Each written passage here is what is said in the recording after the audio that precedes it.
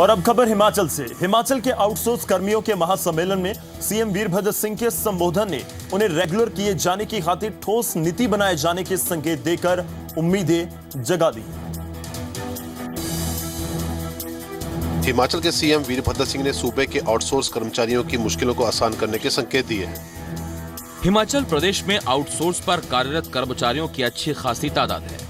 ये कर्मचारी लंबे समय से नियमित और सम्मानजनक वेतन पाने की राह तक रहे हैं। इस कड़ी में आउटसोर्स कर्मचारियों की तरफ से सम्मेलन का आयोजन किया गया, जिसमें खुद सीएम वीरभद्र सिंह ने शिरकत की। इस मौके पर मुख्यमंत्री ने आउटसोर्स कर्मियों को जल्द राहत देने के संकेत दिए। उन्होंने खुद माना है कि आउटसोर्स कर्मी अगर ताउम्र उसी जगह रहकर रिटायर हो जाएं, तो उनके साथ सबसे ज्यादा अन्याय होगा, जो सरकार होने नहीं देगी। उन्होंने आउटसोर्स कर्मियों को रेगुलर किए जाने की योजना तैयार करने के संकेत दिए हैं। ठीक है कि हमने आउटसोर्स कर दी है। अगर आप किसी को आउटसोर्स कर रहे और उसकी आधी जिंदगी आउटसोर्स में बीत जाए, तो वो न्याय नहीं है, वो अन्याय है। कितने वर्ष तक आउटसोर्स हो, वो किसके बाद कितने वर्ष के बाद जो है वो रेगुलराइज हो जाए, इसके लिए जल्दी से जल्दी न्यायपूर्ण फैसला देने की आवश्यकता है। मुख्यमंत्री ने दावा किया कि सूबे में हर साल प्रति व्यक्ति आमदनी 1 लाख रुपए है, जो खुशहाली की कहानी बयां करती है। प्रति वर्ष किसी क्या आय है, ये औसत आय है, ये एक खुशहाली को नापने का एक पैमाना है। आज हिमाचल प्रदेश के अंदर 1 लाख रुपया से ज्यादा जो है पर कैपिटा इनकम है। मुख्यमंत्री ने साफ कर दिया है कि आउटसोर्स कर्मियों को रेगुलर किए जाने की खातिर योजना बनाए जाने की जरूरत है। शिमला से मोहित प्रेम शर्मा के साथ यशराज, जी मीडिया। उधर बात करें सियासत की, तो हिमाचल बीजेपी ने भी मिशन 2017 को लेकर कमर कस ली है। आज बिलासपुर में हिमाचल बीजेपी चुनाव प्रचार समिति की बैठक हुई। हिमाचल भाजपा चुनाव प्रचार समिति की 1 दिवसीय बैठक के बाद आगामी रणनीति तैयार की गई है। बिलासपुर के धौलरा रेस्ट हाउस में हिमाचल बीजेपी प्रचार समिति के सदस्य जुटे। बैठक की अध्यक्षता सूबे के बीजेपी अध्यक्ष सतपाल सत्ती ने की। इस दौरान पूर्व सीएम प्रेम कुमार धूमल और सांसद राम स्वरूप शर्मा भी मौजूद रहे। प्रदेश बीजेपी ने कांग्रेस सरकार के 4 साल के कार्यकाल की नाकामियों और माफिया राज के मुद्दे को ध्यान में रखते हुए रणनीति तैयार की है, जिसके तहत सूबे की जनता के बीच जाकर सरकार को घेरने की कोशिश रहेगी। एक विधानसभा को हम कंसंट्रेट कर रहे हैं, हर विधानसभा की इसके बाद अलग अलग से जनसभाएं होंगी, ताकि प्रदेश को हम माफिया मुक्त करा सके। जब तक ये माफिया हटता नहीं है, तब तक भारतीय जनता पार्टी अब चैन से बैठेगी। पूरी तरह से हिमाचल प्रदेश में भारतीय जनता पार्टी का आगे से कैंपेन कैसे चले, क्या हमें करना चाहिए, ये मुद्दों को लेकर अध्यक्ष ने आज बैठक बुलाई थी और उसमें प्रमुख लोग आए थे, चर्चा की है। गुंडागर्दी माफिया राज के खिलाफ हिमाचल भाजपा ने 100 जिला स्तरीय जनसभाएं करने का ऐलान किया है। बिलासपुर से विजय भारद्वाज के साथ राकेश रोहिला, जी मीडिया। 2017 में हिमाचल प्रदेश में चुनाव होने हैं, लेकिन इस बीच बेरोजगारी का मुद्दा भी खूब गूंज रहा है। हिमाचल प्रदेश में बेरोजगारी को लेकर भी सत्ता और विपक्ष के बीच बयानबाजी तेज हो चुकी है। हिमाचल बीजेपी ने चार्जशीट के बाद वीरभद्र सिंह सरकार को बेरोजगारी के मुद्दे पर घेरने की कोशिश की है। हिमाचल में हर साल 70,000 के करीब बेरोजगार एम्प्लॉयमेंट एक्सचेंज में रजिस्टर कराते हैं। 70 लाख की आबादी वाले सूबे में तकरीबन 8 लाख बेरोजगार हैं, जिनमें कुछ कॉन्ट्रैक्चुअल और बेहतर नौकरी की आस में रजिस्ट्रेशन कराने वाले लोग भी शामिल हैं। क्योंकि जिस नौजवान को, बेरोजगार को, उनकी भावनाओं को उजागर करके 2012 में इन्होंने सत्ता प्राप्त की थी, आज उस बेरोजगार के साथ एक प्रकार से विश्वासघात किया जा रहा है। भारतीय जनता पार्टी कांग्रेस पार्टी के इस रवैये की कड़ी निंदा करती है। वहीं हिमाचल बीजेपी ने कांग्रेस पर बेरोजगार युवाओं को सब्जबाग दिखाकर ठगने का आरोप लगाया है। उधर हिमाचल कांग्रेस 4 साल में 50,000 नौकरियां देने का ढिंढोरा पीट रही है। निजी कंपनियों में रोजगार देने और कौशल विकास योजना के तहत 500 करोड़ का प्रावधान किया।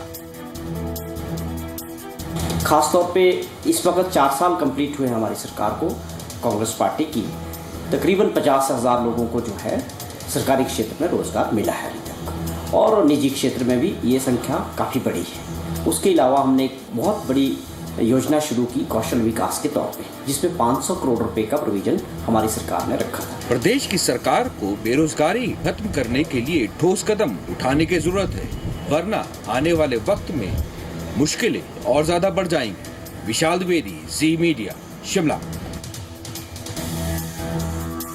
तो हिमाचल प्रदेश के राज्यपाल आचार्य देवव्रत ने नशे को लेकर फिक्र जाहिर किया। हिमाचल प्रदेश के राज्यपाल आचार्य देवव्रत ने नशाखोरी की रोकथाम के लिए सरकार, सामाजिक संगठन और आम नागरिक से मिलकर काम करने की जरूरत पर जोर दिया है। हिमाचल प्रदेश के राज्यपाल आचार्य देवव्रत ने 2 मुद्दों को लेकर बेहद चिंता जताई है। इसमें एक युवाओं में बढ़ता नशे का चलन, तो दूसरी तरफ जैविक खेती से दूर भागते किसानों का मसला शामिल है। नशे के खिलाफ यूं तो हिमाचल सरकार ने स्पेशल एंटी ड्रग कैंपेन चला रखा है, लेकिन राज्यपाल की माने तो नशाखोरी को जड़ से उखाड़ने के लिए समाज के हर तबके को आगे आना होगा। आज इस विचार गोष्ठी का आयोजन किया, जिसमें सबने मिलकर एक अभियान चलाने का लक्ष्य लिया है कि हम अपने प्रदेश की युवा पीढ़ी को इस ड्रग्स की बीमारी से मुक्त कराने का संकल्प लेते हैं।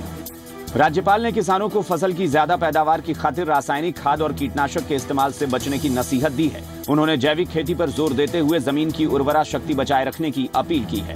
एक ऐसी तकनीक के द्वारा आगे बढ़ेंगे कि किसान का उत्पादन भी ना घटे, जमीन की उर्वरा शक्ति भी ना घटे और खाने वालों को जीवन मिले, और वो है प्राकृतिक खेती, गोपालन, जिसके लिए हम विभिन्न शिविर लगा चुके हैं और लगाते रहेंगे प्रदेश भर में। राज्यपाल ने बागवानी विभाग और एग्रीकल्चर यूनिवर्सिटी से किसानों को जैविक खेती के प्रति जागृत करने को कहा है।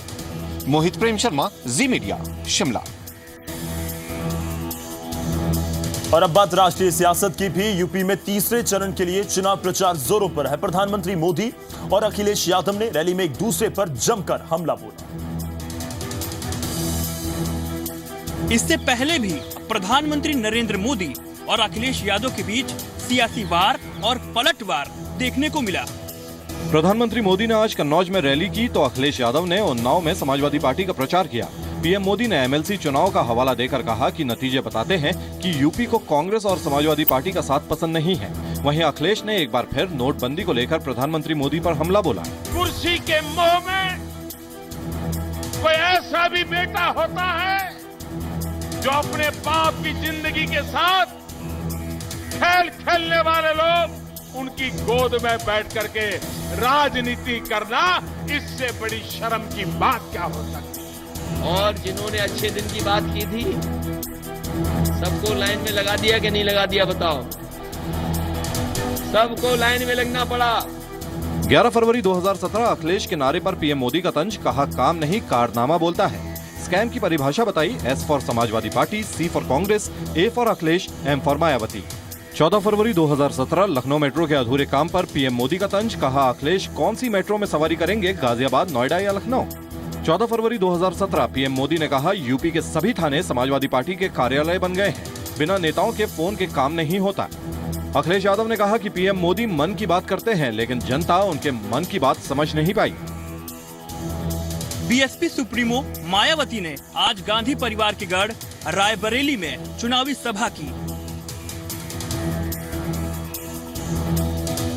खबर मुंबई से। मुंबई के पास भिवंडी में एक कांग्रेस के नेता की हत्या का दिल दहला देने वाला सीसीटीवी वीडियो सामने आया है। मनोज महात्रे दबंग छवि के नेता थे और महानगर पालिका चुनाव की तैयारियों में जुटे हुए थे। वारदात कल रात 9 बजे की है, जिसका सीसीटीवी वीडियो अब सामने आया है। वीडियो में दिखाई दे रहा है कि कांग्रेस नेता मनोज महात्रे अपार्टमेंट की पार्किंग से अपने फ्लैट की तरफ जाने के लिए बढ़ रहे हैं। तभी एक हमलावर पीछे से उन पर गोली चलाता है।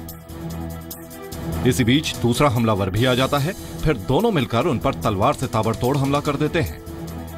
मनोज महात्रे दबंग छवि के नेता थे।